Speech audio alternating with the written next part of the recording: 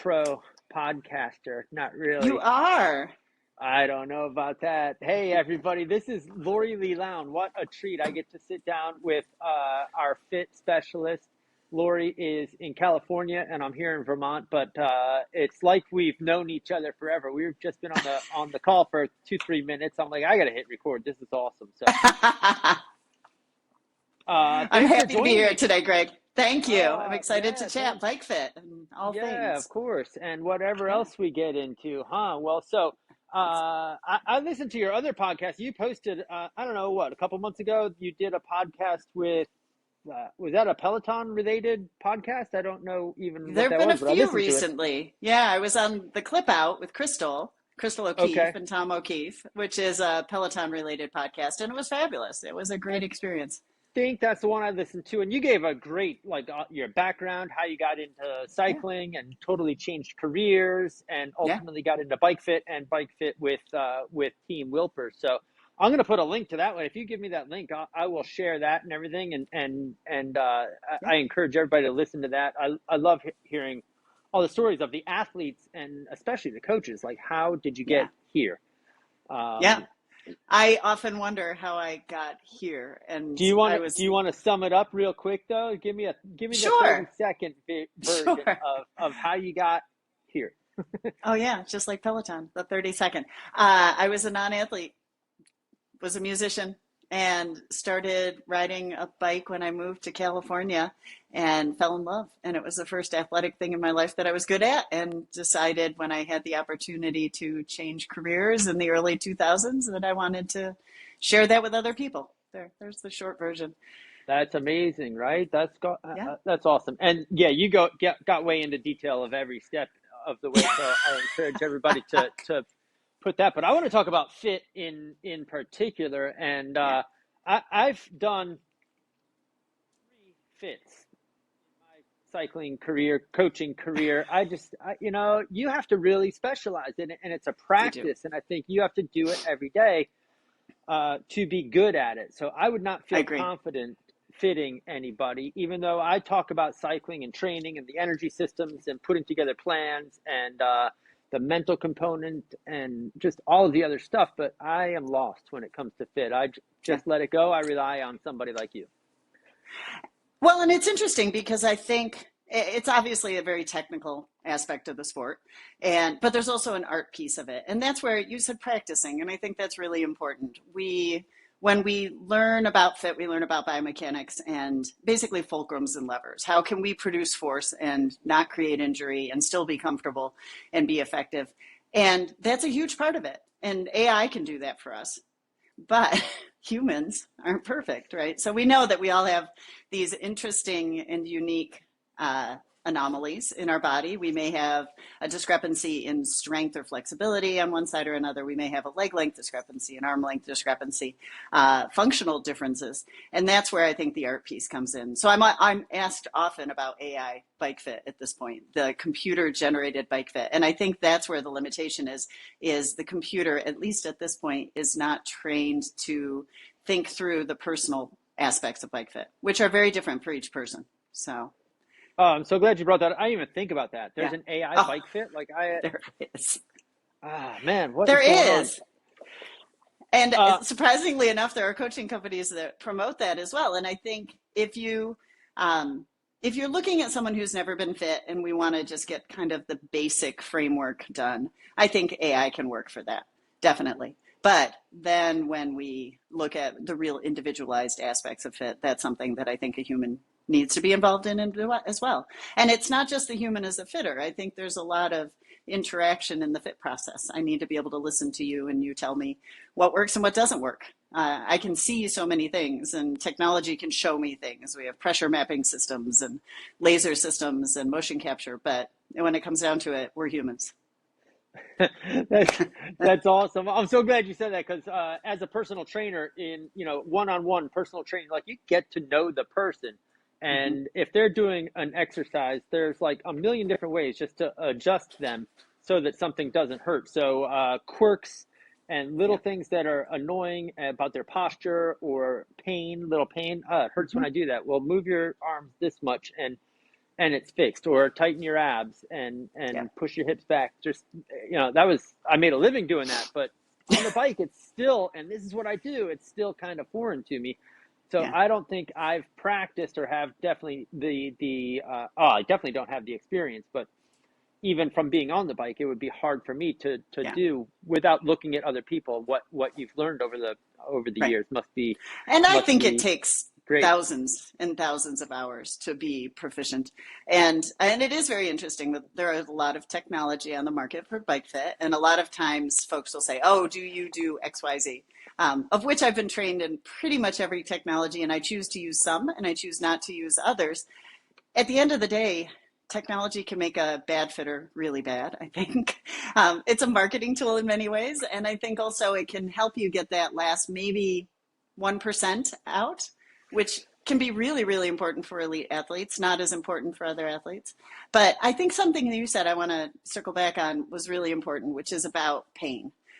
Or dysfunction or discomfort. And I think for folks who are new to sport, we don't realize that there's a difference between pain and just the discomfort of the effort of what we're doing. Yes, you're going to potentially feel sore. Yes, it's going to be hard. But pain is different. And I don't think a lot of folks realize that it doesn't have to hurt to ride a bike, that you can ride a bike for hours and hours and hours and not feel burning or numbness or tingling or pain in your joints. That shouldn't be okay. That should be a hard stop.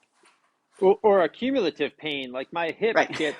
gets painful, and then feels better, and then I ride and it gets painful, and pretty soon it's a Yeah. chronic condition that I think is just going to go away, but I'm dealing with it, and Right. probably just Right. there's I'm stretching and for years, and it doesn't go Mm-hmm. away. Probably I needed different fit on my bike Yeah. to not have that in the first place, and it's got to Right. fit, whether you fit the bike to fit me or fit me to fit the bike. I bet We it's a don't fit combination. you to fit the bike. There is definitely a combination, but I want the bike to look like the individual. And I think that's super important. So first of all, comfort is my first goal in bike fit. If you're not comfortable, you're not going to produce power. You're not going to be aerodynamic. None of the rest of that matters unless you're comfortable.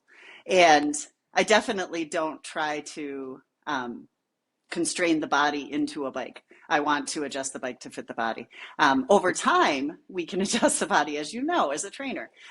Or you go to a PT and you're given exercises because you have, dysfunction in one of your hips and we need to strengthen your glutes or we need to do something else.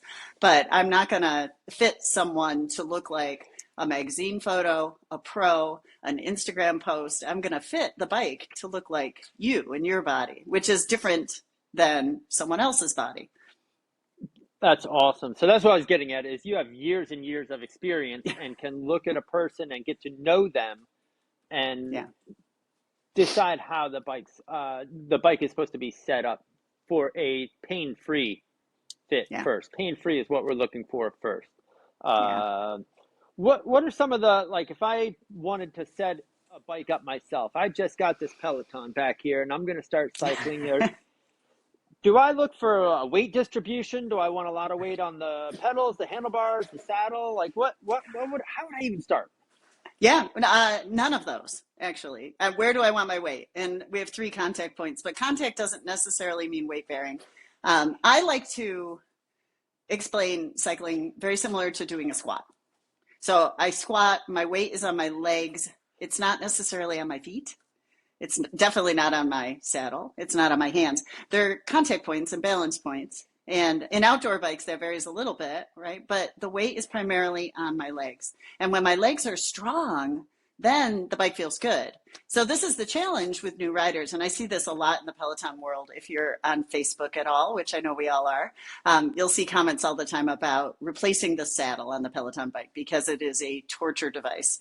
And lots of folks will buy these big, huge, what we call tractor seats, right? Big, huge, wide cruiser type saddles from Amazon. And it saved their life by riding this saddle. And the reality is when you first start riding a bike, your legs aren't strong. So you are putting more weight on the saddle than you would otherwise. And if that doesn't feel good, maybe you're putting more weight on your hands to compensate for the fact that the saddle doesn't feel good. And it's this spiral. And so, yes, I need to build up some strength in my legs. It's funny because people will say, I need to build the calluses in my butt. And I'm like, I don't have calluses on my butt. I've been riding a bike for 25 years, right? You've heard that, I'm sure, right? I need to I break in have, my yeah, saddle. No, you but don't. You and need to strength, whatever else they're right? called, wherever else their Right. calluses are. Yes. Exactly. And it's not about that, right? So it's more about I need to build the strength in my legs to support that posture. What is that posture? And that's another interesting challenge, I think, in the Peloton community is a lot of folks don't come from a cycling background. And many of them don't even come from an athletic background. They come from the couch. And now the Peloton has changed their lives, but they don't really understand what it looks like to ride a bike. We don't need to build a road bike. That's actually counterproductive, right? Because as we close you down into a road bike position, which might give you more aerodynamics for outside, the compromise there is power production. So if I want to produce more power, I'm not going to build a road bike. But folks don't understand that I'm in what we call the sport specific position or the ready position. Sport specific is not all that specific to different sports. It's very similar. It's a squat. When I ski, I don't stand upright. When I play tennis, I don't stand upright. What are the two components that all of our sports have? When I ride a bike, when I run, when I do any of these things, I bend at the knees and I hinge at the hip. So basically, I'm doing a little squat, and that's how I ride my bike. So we'll Do start you want with me to do just do you want me to do a squat? I'm dying for you to analyze I can do a and do it. squat, right? A Yeah, squat. I'm riding my bike. yeah. So Now let's see your squat. that looks good. But what if I do it like this? Wait, can you Right. see? And a lot of people do. So we have to talk about, and part of the assessment in a Team Wilpers Bike Fit actually is we do have you do some squats. Yeah, there we go. Now you're riding a bike. Oh, now I'm feeling athletic. All right, cool. Exactly. So part of Bike Fit, especially with newer riders, but also with more experienced riders who maybe have created bad habits, is education. There's a huge component of education in understanding not only the posture of being on the bike, we're going to create the framework for you so you can be in that posture, but then also the technique and the form. So if I want to use my body correctly, I have to be in the Yep. right posture on the bike. And that involves having the weight on my legs, not on the saddle, not on the hands, not on the feet, What do I really. look for in So, order to do that? If I'm just getting on the bike and I want to have the weight in my legs and not the saddle, how do you think? Is there an well, the easy one, two, short three? Or version, yeah. yeah, I mean, if you have Before someone I to get help to you, you, you've got a long list of exactly. people in front of me. I want to get in for a I bike know. fit, but how do Yeah. I get started? So I want to create, so really when we look at saddle position, we'll start with that. I want to create a position where I have a slight bend in the knee. That's what the instructors call it. Mathematically, it's about 30 degrees. And there is a range there as well. And granted, we may be different on one side than the other. So that range becomes more important. Maybe I'm 32 on one knee and I'm 29 on the other. That's still okay. We're in that range and it's going to feel pretty symmetrical. And So that's how do at the bottom of the pedal. bottom of the So I'm pedal stroke? Yeah. sitting on the saddle and I'm at the bottom of the pedal stroke and 32, 30-degree Yeah. bend in my knee still, Yeah. right? We Yeah. don't pedal to the bottom and make your knee straight. That would, Exactly. And I okay. shouldn't feel that. So I Yeah. shouldn't feel like my hip is dropping off the saddle when I pedal. I shouldn't feel like I have to reach to get to the bottom of the pedal stroke. There shouldn't be a pop there. Yeah. And those are things we can see right away when you're overextended. Underextended is a little more challenging, but again, we can see it very easily. You're going to feel some stress on the knee joints and the hip joints if you're underextended as well. You'll probably see a lot of heel drop. Yeah. So one tool, by the way, I will say is I often encourage people either to train next to a mirror or even just set up their phone on a tripod because everyone has that these days. And just shoot a video of yourself and look at it. What do you see? Where's my mirror? I do So have my mirror right there. It's a little skinny one, but I do have one close yeah. by usually. Yeah. It helps. So it would be handy if it were next to your bike and then you could Well, actually see yourself. it It's movable. usually is. We have bigger ones, yeah, and sometimes Yeah. I turn it, and there's two people that ride here, so the one uses the Ah, TV and one uses the mirror. I won't say got who it. does what. Anyways, so slight bend in the knee. And that range Okay. typically is about 25 to 35 degrees. And again, there are some individual differences. So, for example, I have a very interesting congenital hip condition. And because of it, super tight hamstrings. When fitters have tried to, by the way, I get my bike fit by someone else. Just throwing that out there. I've been fitting for 22 years and I still have someone else fit every one of my bikes. Wow. And we can talk in a minute about why we would get another fit. But I don't see myself the way someone else does. I'm not unbiased. And I want to learn from somebody else too. Maybe they can see something or know something that I don't. And so I think that's important. I But think that's really cool to allow another pair of eyes, and not even allow, but look for another yeah, pair of eyes and pay somebody for with another pair of experience, eyes. but somebody with a similar experience who's practiced and Hmm. bring their Yeah. opinions and thoughts into it. Do you ever argue with the other fitter? Yes. And so that's where I'm challenging in that almost every fitter I've ever worked with has tried to put my saddle about a centimeter higher than my body can take. And here's the interesting conundrum too is I know all the other fitters. I've worked with them. Some of them have mentored me early in my career. Right. So yeah, so I know what I'm doing too. But everybody, if you look just at the numbers, they want to place me higher than my body will handle. And then I end Interesting. up with a lot of stress, primarily on the left hamstring. But yeah, so I know that about myself, which kind of Right. throws me at one end of that range, not at another end of the range. Um, Anyways, so saddle height, that's kind of it. There are lots of, kind of old school ways to get started. Maybe one of the better old school ways is actually put your heel on the pedal and go all the way and get full extension. Oh, okay. And then when I'm actually at my cleat position, that should put me in a pretty close approximation of that. That's not a perfect science, but when I started riding in the 90s, that's what everybody did. That's your saddle That height. Put your that was heel on the it. pedal. Right. You probably remember that. Yeah. Oh, totally, totally. Yeah. What about fore and Fore aft on aft. saddle? That's Fore aft that would is be the next huge. setting, right? Yeah. What are we gonna Yeah. do? And there I have is no idea. a What do we do? really bad piece of information that Peloton shares via a video about placing your elbow to the nose of the saddle and moving your saddle forward or back until you can touch the handlebar with your fingers. And I will just say that is not based in any science. It came from spinning, Johnny G spinning 20 plus years ago, where the bar had a fore aft adjustment. And Uh-huh. so that's how you would adjust the fore aft of the bar. And it does make sense for that. It doesn't make sense for the fore aft of the saddle because the fore aft of the saddle impacts your knee position. And as Your we knee. know Right. from strength training, we really don't want the knee to cross the plane of the ball of the foot when it's under load. It doesn't create a very efficient lever and it can set you up for injury. And so a lot of it, so I'm 5'10. We'll just share this. There's a lot of shorter riders who have their saddle slammed all the way forward because they think they can't reach the bar. I'm 5'10. If I were to place my elbow, I couldn't even reach the bar, right? So, Yeah. yeah. So my Okay. fore aft So that's position one myth, though. has, That's one myth is the forearm. it is, and Forearm it's, length for setting your saddle. But how would I go about? So you mentioned the yeah, knee placement. So when you're right. pedaling, you're going to look at where If your I knee were to go goes. to, say, 9 o'clock, I would Uh-huh. want my knee to be positioned basically over where my cleat is, right? So over Yeah. the pedal spindle, Yeah. basically at or behind the ball of the foot, but not too far back, because then I get this Okay. scooping sensation. So again, I Yeah. could just look down. I could look at my knee in relationship to that pedal spindle. That'll help. Interestingly enough, what we find is, especially for women of European descent, they have really long femurs, right? So that saddle needs to go even further back than maybe a male of the same height. So yeah, there's So it's no, not just your height. You're 5'10", I'm oh, also it's 5'10", definitely, but we may exactly. have very different fore and aft Yeah, positions. And it's probably look do. look at your 9 o'clock. Is it 9 o'clock or 6 o'clock? You're with the foot nine in the o'clock or front. 3 o'clock. Yeah. Not Whichever sorry, nine clock or dial you three. want to use. Yeah. It depends on which So I'm direction, but with here. your right. Yeah. And you want your knee to be just over your toes and not further forward. No, not over the toes, over the pedal spindle. So back here, Thank you. Pedal not spindle. Okay. there. Yeah, Yeah. very good. There is So too far even forward.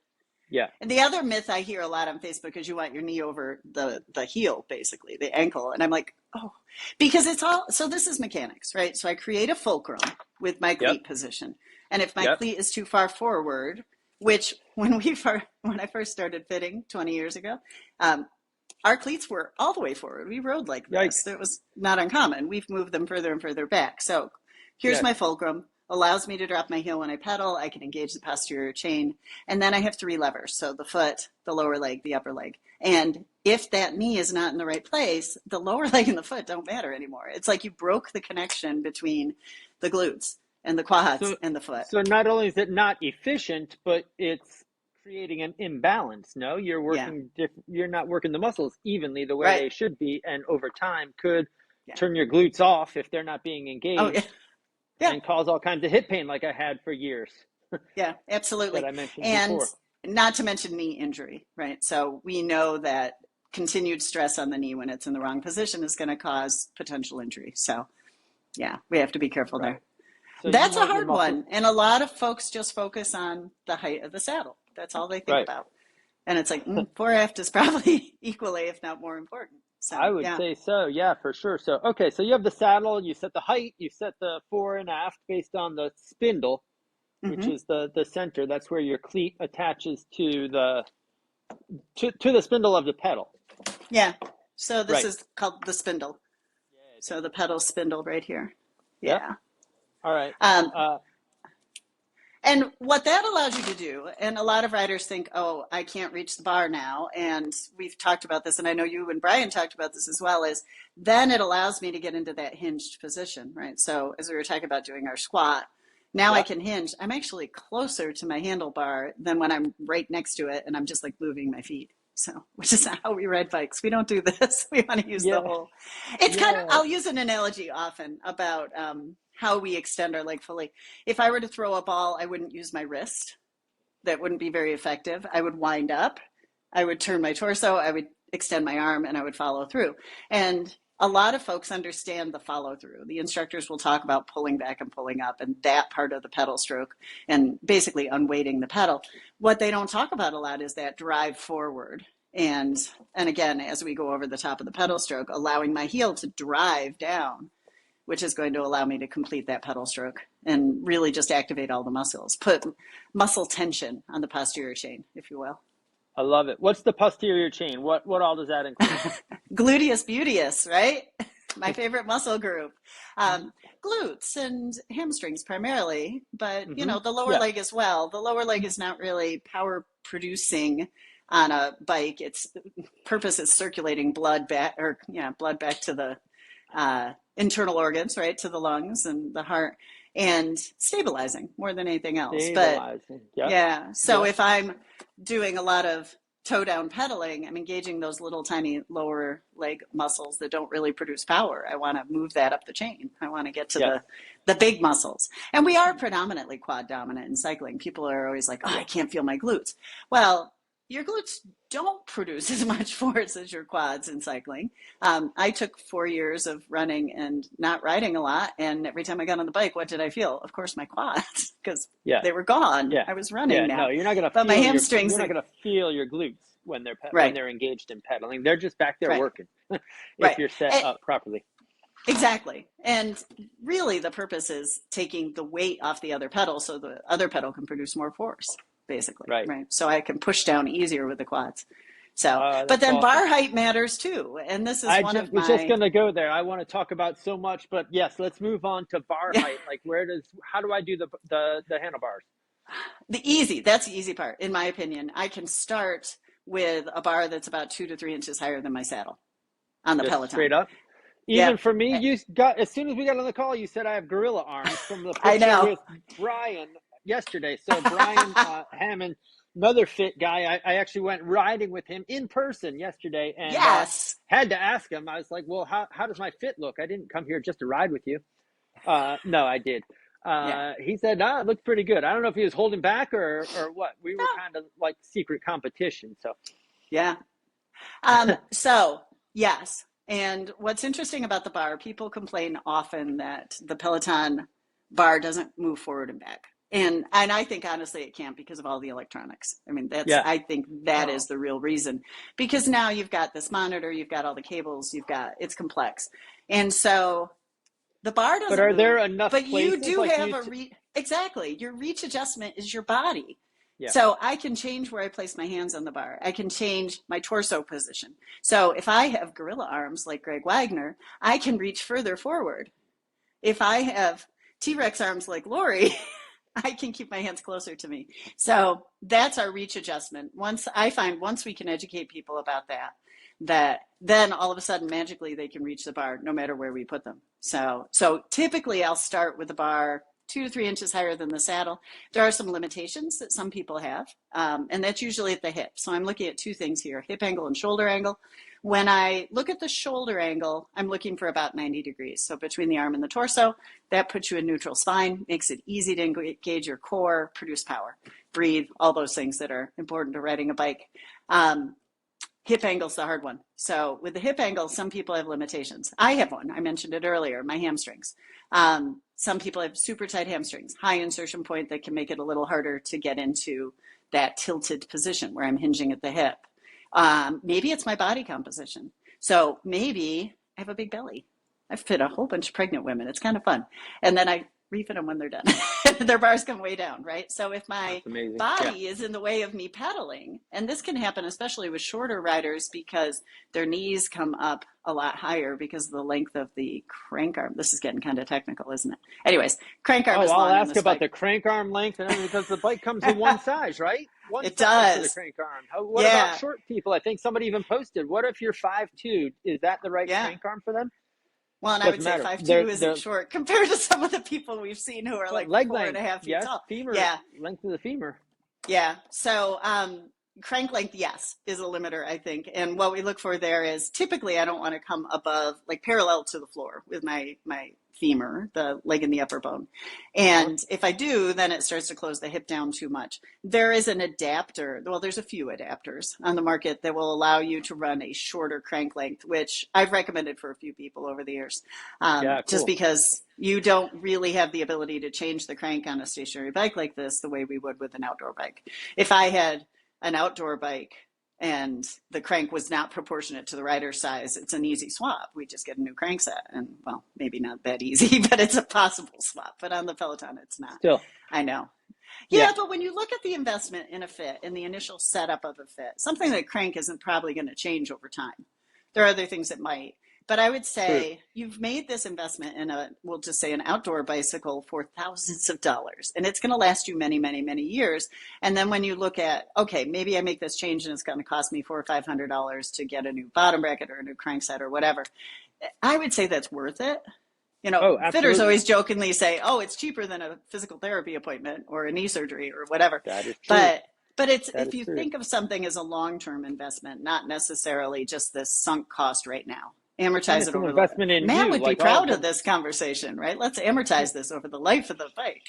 Yeah, that's right. Our accountant. And it's an investment in yourself as well. I mean, you're buying it for health and fitness and mental health and all of the things that go along with it. So, I mean, there's no better investment. Let's get it right. Right. And then go. So, but is that how it goes? Like, do you set and then you forget about it, or do you revisit the fitter? It depends.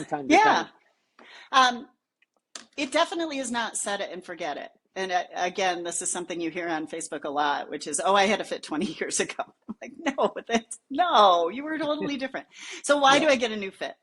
First reason is I got a new bike. Anytime I get a bike, get a fit. There's no question.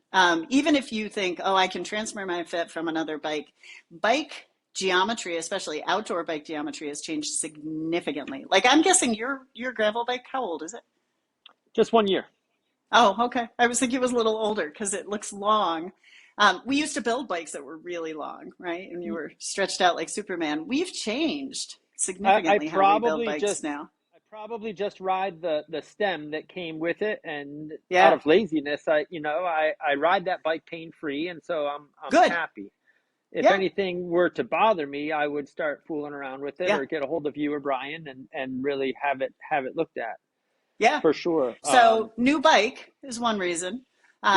New body. Right. So, and new body, I would put injury or discomfort in that category as well. Right. So something has changed in my fitness. I've gained weight. I've lost weight. I've gained fitness. I've lost fitness. I've had surgery and injury.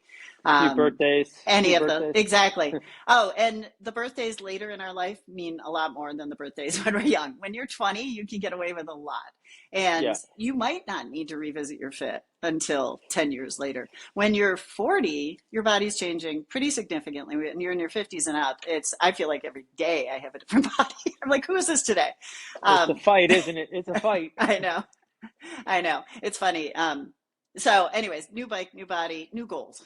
So, what is a new goal? Let's say you've been riding the Peloton and now you want to go do an 8 hour mountain bike race. Well, that's a new goal. We may want to fit you differently to ride comfortably for 8 hours, or say doing a 90-minute cross country race. So, those are definitely different considerations. So, yeah, those would be the reasons why I would get a new fit. When something changes, right? Yeah, Or if a pain develops, or if yes, I think right. you summed it up very nicely. There are a number of different reasons. So, And I think uh, when we look at just Peloton to Peloton, we can, I mean, obviously we can transfer fit. There is one variable that no one talks about, which is, hold on one second, yeah, grab a prop. When we look at the Peloton saddle and the way that the bikes are delivered, the saddle is not clamped consistently in the same place, which is a real uh-huh, challenge. So I fit Peloton in my Bike Fit studio as well. And when I first started doing that, the first few fits I did, people would go home and they're like, this doesn't feel the same. And I was like, okay, what's going on? Well, the reality is my bike might have been clamped here and right, their bike might have been clamped here. That's a huge, huge difference in yeah, the depth sure, of the saddle, the fore aft. And so not only do we have three original Peloton frames and the Bike Plus and the Fleet Bike, they're all slightly different. They're numbered different. They're lettered different. They're built different. But then we have this crazy variable of saddles being in different position. And I think a lot of folks who have multiple bikes or who travel a lot, and so they're in a hotel using a bike or a fitness center, that's a don't really good realize point. that. Yeah, Yeah. So I typically, when someone discloses to me that, hey, I have a bike at my beach house too, I send them directions on how to measure the bike so they can match the fit. So nice. then we actually pull out the tape measure and we're measuring the height of the saddle and the fore aft of the saddle. And then again, bar height is pretty simple, 2 to 3 inches higher.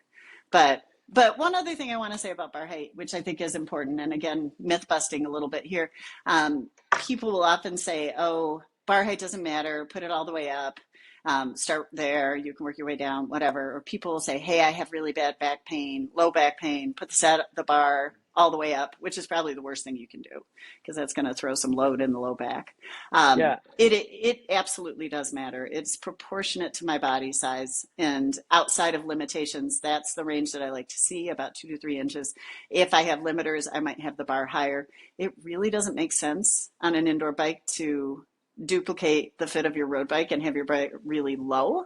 right. It's just not designed for that. And this saddle isn't super comfortable when the bar is lower. I can tell you that from experience. But So, so you mentioned 90 degrees at the shoulder joint, yes, when you're yeah, riding. So if I'm somewhat like that, yeah, exactly, athletic, hips back, 90 degrees, not way down here, not way out here, exactly. elbows bent If you when I'm on can, the yeah. yeah.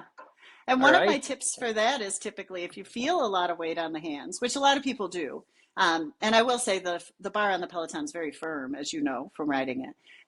If you feel some weight on the hands, typically what I cue is to pull back against the handlebar. And what that does, so I'm pulling my elbow back toward my rib cage and pulling against the bar just a little bit and keeping everything else in the same place. What does that do? It helps me engage my core. It's just a cue, Yeah. and I think cues are really important when you feel something on the bike, figure out what it's telling you and then counter that. So that's a good one. If I feel too much weight, I pull, then I don't feel the That's a weight. really good point. I've never heard that before, but I've told people for years to try and engage your core while you're riding. Now, Yeah. obviously, you can't flex your abs while but you can Right. engage your But you core can while you're pull on your breathing. handlebar. But I if do you, it but outdoors. I've Yeah. never given the cue, so that's something that I've learned, among other things, Yeah. throughout this Well, talk. you'll But have to that's try it I'm and see gonna, what you think. Let me know I'm what you think. I'm gonna do it. I'm gonna text you in about 10 minutes after we get off. I pulled my So we bar. It went, was amazing. It made me we went. fart. No. It might, it might. Um, so we went over the saddle, height, Yeah. fore and aft, and handlebar. I mean and where where the saddle is connected to the clasp or clamp that holds Yeah. it. So there are a few points that somebody can look at, and you've gone over very. I think you only just gave a brief detail into what a real fit would be like. How Yeah. long do you spend with somebody in a fit?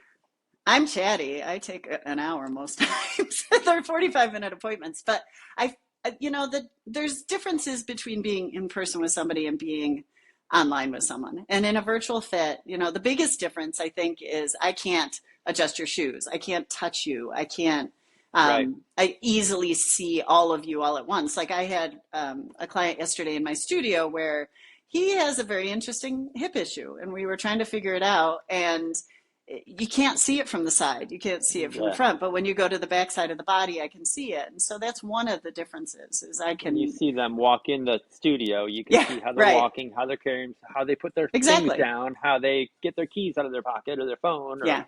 how they look at their phone, maybe. Yeah, you Yeah. can see all of those things. I got you. But our typical fit, 45 to 60 minutes is what we say. And we start with an Okay. interview. And I think that's super important. I want to, even though we have clients fill out a form, they often remember other things as we're going through the process. And many of those things impact. I like to know how they ride, what their goals are, Yeah. how consistent they are. A lot of folks are like, ah, man, it always hurts when I ride my bike. Well, you ride once a month. It's probably going to always hurt or you're always going to Yeah. feel uncomfortable. But you get to So know them, right? You get to know them. exactly. That's the important thing. And I think getting to know folks and seeing the differences or seeing the little things, the little quirks that you can address, Hmm. I think that makes a huge Yeah. difference. So you get to know them, you spend time with them. Do you do any exercise? Do you make them do a squat? Do you make We them do. We do do a squat. move We before they do, even get on a bike? yeah, we do a very short movement screen. So we look at basically flexibility and mobility and what their limiters might be. And sometimes limiters are driven by their history, right? I've had clients with fused ankles. That changes a bike fit pretty significantly, right? Because they don't have that flexion extension at the foot. Um, yeah, and so we take all that information and I start with kind of the numbers. And then it's a very iterative process. We make a change. I look, they tell me what they think. I Yeah. tell them what I think. We make other changes. Sometimes there's some negotiation. We have, sometimes clients are really reluctant to do things like lower their bar. Yeah. And then you get them there, and it's like this aha moment of, oh, I felt the right muscles engage. I've never felt my glutes before, and now I know that I'm not just pushing down through, my knees, basically. So, or I'm able to engage my core. Or for women, one of the interesting challenges is the handlebar is very wide. The outside of the bar is, I think it's 46 centimeters. I ride a 36 centimeter handlebar on my road bike. If I rode 46 centimeters, my core wouldn't engage. I would end up Yeah. with a lot of stress all along here. And yet, Yeah. and many of the instructors do model that behavior of going to the outer part of the handlebar. But for a lot of women, it's just too wide. And so we don't have good form. So just something as simple as bringing my hands in front of my shoulders, that might mean on the horizontal bar. And I just had to Or, look. Yeah, there's the little yeah, round part on there. Yeah. yeah. So Well, and okay. also the Bike Plus has a different handlebar, which I really like for women because it's a narrower, it has a kind of a ring in the center that transitions back to the base part of the bar. And Uh-huh. so it's a narrower position, but you can go a little longer. So women who maybe are narrow like me, but taller, need more reach, but they don't need more width. Right. And so understanding that, and I think that's where having a fitter who actually rides Peloton is really important. Because, Super important. Yeah.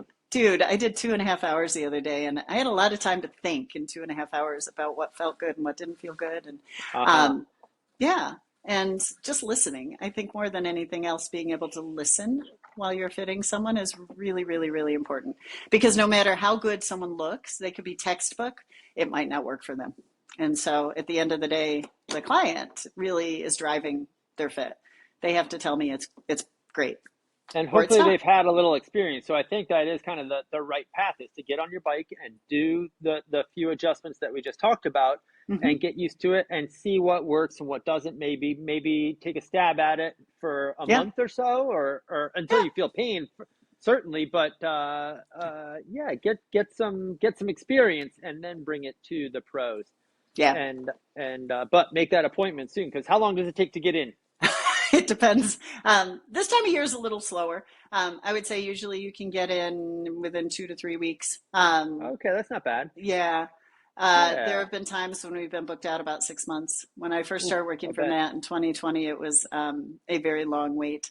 So, but we do our best to get folks in as quickly as can. And um, Yeah, sweet. yeah, and it's interesting because I don't think there has been anyone I've ever fit who we didn't change something.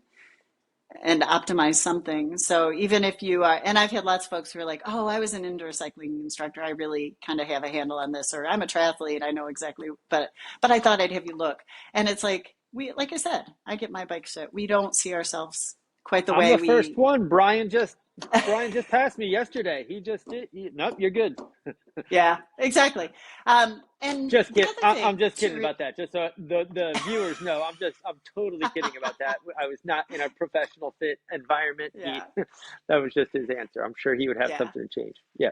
I will say though that we do a lot more than just set up your fit in the fit appointment. So we spend a lot of time with you teaching technique and helping you understand what it should feel like to ride a bike. Because again, a lot of folks really don't have that understanding. They don't come from the outdoor riding world. And even if they do, who knows what they know or don't know. And so technique is a huge part of what we do. We help you with seated riding. We help you with standing riding. So all of It's those things. crazy. It's just going around in a circle, but there's so much to the Yeah. technique, and you can always practice it, just like a golf Yes. swing. You're always constantly working on your form and technique, Yeah. and it's just a simple pedaling thing. Yeah. It still blows my mind after all these years that I can be pedaling and just engage my abs like we just talked about, Yeah. and watch 5 watts get added onto my Oh power yeah. meter. Yeah, It's interesting on the Peloton too, because every once in a while I'll sit up to blow my nose usually because I turn the air conditioning on and then my nose runs. sweet. Or, Not like this. you take a sip. No, in my towel, I'm gross. But you take a sip from your bottle or whatever, and you look at the difference in power output. When I sit up and I'm no longer really engaging the core, I'm not engaging the posterior chain as much. And then as I go back into my riding posture onto the bar, it's like, whoa, that power came back. That's great. 30, That's 30 crazy. more watts. But Yeah, for yeah, sure. it is amazing. Um, yeah, and we do offer technique analysis now through Team Whoopers as well. Oh, And that's so right. for Yeah, I saw folks, that. yeah, typically I would say it's ideal for folks who've already had a fit. We don't want to have to go through the whole fit process again, but you're ready to kind of level up to that next level. Or maybe you just want to revisit your fit a little bit and, Do you maybe you want to, suggest do you suggest exercises, stretching like specific, give them a set yeah. of, or that's up to the strength coach, or do you No, have some things that you like? yeah, I definitely have some things I like. And some of them are, well, I shouldn't say that. I was going to say some of them are somewhat universal. And I think you'll agree as an adult coach that most of us could do some work on things like glutes and glute med engagement and core work and shoulder work. And all those things are really important for us. But I try to go through and look at, especially during the assessment, what are some things that are weaknesses for somebody that might help them be a better cyclist. I want to be as specific as possible. And then sometimes just based on our interview, people will say, oh, I feel this, I do this, or whatever. And then I can make suggestions there too. Oftentimes it's on the Peloton platform. I like to keep it in the family when I can, but sometimes I'll Yeah. send them other resources too. There's a lot Can you of do a great virtual resources. fit for the non-Peloton bike for my road bike over there? Can you do a virtual fit, or it's got to be a Peloton? Could I? I won't. I'll just say that. Um, That's I, what I mean. we get asked a lot. And as much as I'd love to believe that you know how to use a torque wrench or you even have a torque wrench or, I mean, a lot of people don't even know how to turn the knobs on their bike because they've never changed the settings. So there's a lot Right. of liability there, I think. And I think you're much better served on an outdoor bike by working with someone in person. The Yeah. other Okay. variable on the outdoor bike that is so important is our weight distribution on the bike and how that affects our bike handling. Not only our ability to climb well, our ability to get out of the saddle, our ability to descend and corner. And Could I be just think very, very much a safety issue. Yes. yeah, I think so. And I just think we're not serving people well if we are trying to do all of that in video. And I don't trust people's ability to tighten their bolts. Yeah. Yeah. No. I'm Well like, said. I, I don't want that on on No, my not at all. Of plate course that not. somebody Well, crashed because they didn't tighten the bolts on their stem or whatever. That's the yeah, other exactly. variable in outdoor fit is, we can actually adjust things like the height of the bar, the reach of the bar, the width of the bar, but we can't do that quickly with a knob. It has to be done with either a sizing component like a sizing stem or a sizing bar. Right. Maybe we put you on a fit bike to do that. Maybe I'm actually swapping in components. Like I do a lot of bar swaps and a lot of stem swaps Takes a where lot of we put time, huh? someone on. It does. And so I think it would be a disservice. Could I look at someone on an indoor bike or an outdoor bike on a trainer and say, you need a fit? Sure. I would be happy to do that. I But recommend I, a fit. Yes. exactly. Exactly. So, Oh man, what a yeah, wealth of knowledge. I'm sure you and I could talk about biomechanics and I know. physiology and cycling in general. We didn't even get Yeah, into like specific riding and everything. And I think, if possible, opposite ends of the country, I'd love to ride a bike with you and just I know. enjoy that. Some of my athletes have ridden with you, and Yeah, what a blast. So, yeah, man, all good stuff. What fun! What fun! Maybe we'll have to do this again in a few yeah. months and see where we are with everything. And do you have any questions for me though, Coach? Do you have any questions? Don't stump me. Gosh, Nothing hard. I just said I that to somebody else. know. Did you? I Let's said see. don't stump. What I can, always say that. Ask me easy questions. well, Yes, here's my question. Why haven't you had a bike fit, Greg? that's laziness. Pure Okay. laziness. Yeah. I did a I mean, bike fit. bike fitters. I did a bike fit one time Yeah. when I was racing with Zoltan at Sid's Bikes. It must have been 20 years ago. You're right. So, Yeah. did I think I could?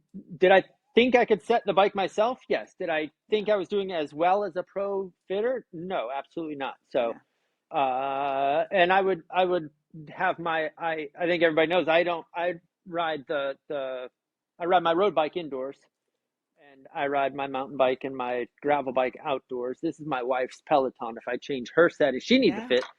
If I change the settings, though, it's that's one more thing she has to arrange when she Your comes wife back to the has bike. not had a bike fit? No, no, she hasn't. Yeah, she needs it. She needs one. We I'm could gonna do sign her up that. right now. I Absolutely. know. That's all right. That's a deal. Exactly. That So, is a deal. um, it's not an uncommon thought of, Yeah. you have just enough knowledge about biomechanics and you've been riding and racing at a pretty high level and you can get yourself right 90% there and you're not injured and it's good. And maybe if you Laziness. went It's back not. to Yes. racing, right, you'd be like, Yeah. oh, Totally. I want that because, the fatty masters or whatever they call them these days, um, Yep. right? They're Yep. competitive. These old Yeah. guys are fast. Oh So my gosh, they are so fast, and some of I them are know it's still racing. crazy. So I stopped racing in 2012. Done. Ah, yeah. Man, guys that I was racing with then, so I'm 52 years old, still just killing it on the mountain Hmm. bikes in like national champion. Guy I was competitive with was just national championship, Yeah. national champion marathon mountain bike It's crazy. last year. Yeah, They get hip replacements and they go on and win world he did have a hip championships. replacement. That's funny. We so we have an athlete here, Larry Nolan, who is also he coaches an early bird training series and he has coached a junior program for years and he's an amazing athlete and I think he's got 30 or 40 world championships and Wow. countless national championships as well. And he's now had Yeah. both hips done and he came back from the second hip replacement weeks late, not weeks later, maybe months later, and won track nationals at Manchester. It's Something amazing. to be said. Yeah, I need a new hip. That's what I need. thoroughbred. I know. That's funny. Anyways, yeah, Oh, Lori, thank you for joining me. This is awesome. yeah, What a pleasure. And I hope yeah. everyone else enjoys our talk. I'm sure they will. And I'm going to post it up on Team Wilper Cycling as quickly as Awesome. I can. And let's do it again soon. Yeah, it was a pleasure. Thank you, Greg. Yeah.